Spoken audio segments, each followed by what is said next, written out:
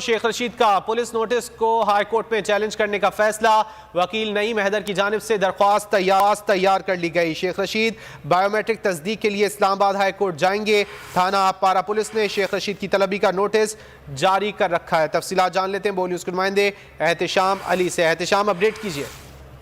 हाँ जी बिल्कुल, थाना पारा की जानिब से शेख रशीद को तलब करने का मामला है। शेख रशीद का पुलिस के नोटिस को हाई कोर्ट में चैलेंज करने का फैसला।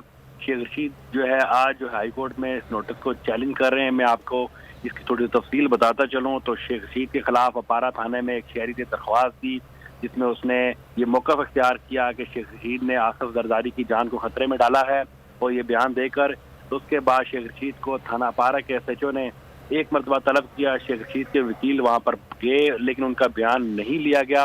दोबारा जो है आज शेख रशीद को उन्होंने तलब कर रखा है और हमारे ज़राए का भी कहना है और शेख रशीद साहब का भी ये मौक़िफ़ है कि उनका ये कहना है कि पुलिस जो है ये FIR देना चाहती है, इसलिए हमारा मौक़िफ़ ही नहीं ले रही, क्योंकि उनके वकील गए तो उनका जवाब जो है अब थाना पारा ने वसूल नहीं किया।